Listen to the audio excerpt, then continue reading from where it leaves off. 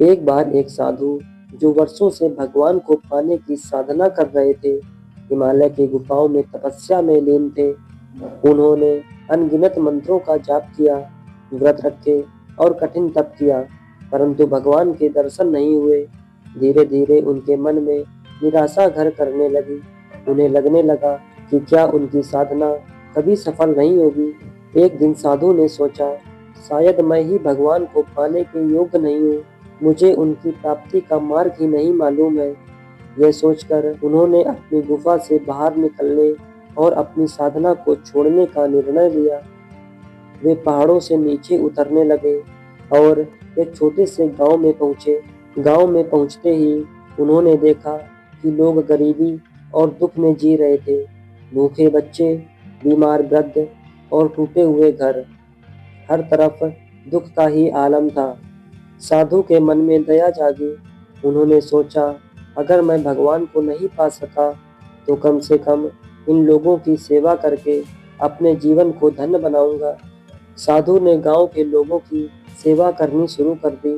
उन्होंने बच्चों को भोजन दिया, बीमार को इलाज दिया और टूटे हुए घरों को ठीक करने में मदद की। वे दिन रात बिना थके लोगों की सेवा करने लगे। उनके पास जो कुछ भी थोड़ा बहुत था, वह सब उन्होंने दूसरों को दे दिया। धीरे धीरे गांव में परिवर्तन आने लगे, लोग सुखी होने लगे, बच्चे हंसने लगे और हर ओर खुशहाली छा गई। एक रात जब साधु सेवा के बाद विश्राम कर रहे थे, उन्हें एक सपना आया। सपने में एक ज्योति तीव्र प्रकट हुआ। उस प्रकाश से भगवान की आवाज आई, हे साधु, मैं तुम्हारी सेवा से अत्यंत प्रसन्न हूँ।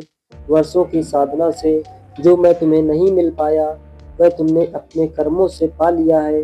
साधु ने आश्चर्य से पूछा, भगवान, क्या आप सच में मेरे पास हैं? मैंने तो आपको कभी नहीं देखा।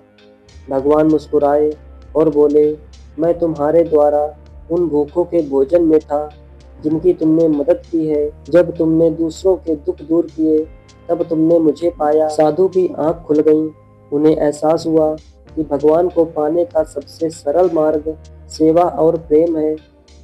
उन्होंने समझा कि केवल ध्यान, तप और मंत्रों से भगवान को कभी नहीं पाया जा सकता, बल्कि हम जब निस्वार्थ भाव से दूसरों की भलाई करते हैं,